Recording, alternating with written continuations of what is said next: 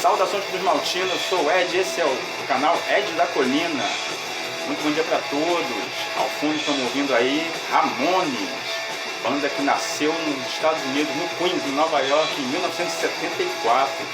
Tem em sua formação original Joey no vocal, Johnny na guitarra, Didi no baixo e Tommy na bateria. Antes de mais nada, eles não eram irmãos, tá? Eles adotaram Ramones, todos os integrantes da banda adotaram o nome Ramones para ficar como se fosse mais uma família, mas eles não são irmãos, tá ok? A música que nós estamos ouvindo ao fundo aí é Blitzkrieg Bop, grande sucesso da banda, que surgiu aí como os pioneiros no punk rock e muito copiada depois. Eles surgiram nos Estados Unidos e influenciaram muitas bandas aí depois. Aqui no Brasil, os Raimundos gostavam muito do estilo e às vezes nos ensaios os Raimundos tocavam muito Ramones. Então o som de hoje, a banda de hoje, esse álbum inclusive está completando 50 anos. Esse álbum foi lançado em 1976 e está completando 50 anos hoje. Então curte um pouquinho aí de Ramones, valeu?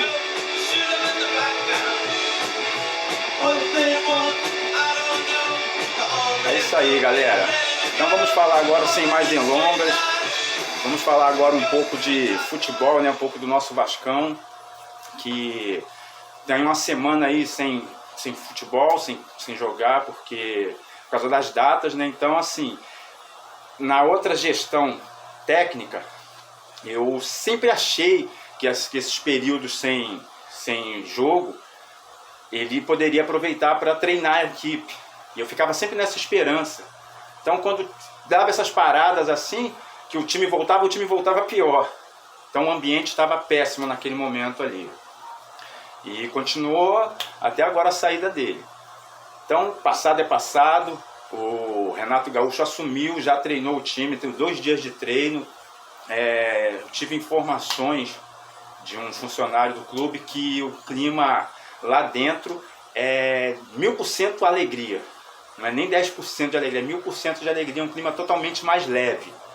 Então, assim, espero que ele aproveite bem essas paradas que vão ter para datas FIFA, para meio do ano a Copa do Mundo de futebol, para que ele possa, quando voltar com um esquema já pronto, com um time bem treinado. Eu acredito que vai acontecer isso, até porque é um trabalho novo, é um trabalho totalmente diferente. Renato Gaúcho já pediu 4 reforços, já identificou ali uma carência ali e ele precisa de 4 reforços. Ele está ali buscando 2 volantes, um zagueiro e um atacante de velocidade pelo lado esquerdo. A janela internacional fechou, a janela interna vai até dia 27 desse mês. Então eu acredito que, se a diretoria se mexer, pode ser que traga alguns desses reforços. Tem os campeonatos estaduais no fim e isso ajuda muito, porque você tem bons jogadores internamente. Então o trabalho scout do clube tem que observar isso, trabalhar bem isso, para que possa trazer pelo menos alguns desses reforços que ele está pedindo aí. Renato Gaúcho também afirmou que hoje em dia, desde a última passagem dele, eles têm um trunfo que é o CT Moacir Barbosa, né? Porque na época que ele treinou o Vasco, a primeira vez, então, o Vasco treinava em São Januário. O Vasco chegou a treinar até lá no centro de treinamento da Marinha, nessa época. Então as coisas mudaram bastante. Ele disse que o CT é um trunfo para o Vasco, porque é um profissionalismo isso, e é verdade mesmo. Você tem seu campo para jogar, você tem seu estádio para atuar, mas você precisa ter um CT, um centro de treinamento que lhe ofereça tudo aquilo que o técnico precisa, que a equipe precisa treinar. Então, assim, ele ficou muito satisfeito com o que viu e, assim, futuramente, com esse potencial de venda da SAF, isso pode vir até melhorar, isso pode mudar também. Esse CT pode ficar para o futebol feminino e abrir um novo CT. Mas isso é coisa para futuro, porque a SAF ela ainda vai ser negociada, ela está sendo negociada nesse momento. E isso já começa também a incomodar algumas pessoas, os antes. Inclusive foi acionado, deixa eu ver aqui, a Agência Nacional Reguladora Sustentadora de análise financeira, para que investigue como estão sendo feitas essas negociações, porque temos aí Carlos Lamáquia e Marcos Lamáquia e Leila Pereira. O que esses três têm em comum? Então, a Leila Pereira é presidente do Palmeiras, esposa do Marcos Lamáquia. O filho dele é que quer assumir essa SAF, esse potencial da SAF.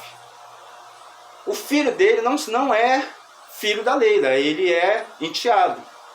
Então, esse pessoal aí, na figura de um cara chamado Caio Rezende, ele está pedindo essas investigações aí porque eles estão achando que esses dois parentes, controlando dois gigantes do futebol brasileiro, ele acha que vai ter armação. Cara, no Vasco não tem armação. Essas armações de bancos, ajuda de governos do estado, por exemplo, o governador de Brasília, quando o Flamengo foi encarar o Vasco, e o Vasco precisou viajar a Brasília, ele dificultou o máximo a torcida, a entrada da torcida no estádio.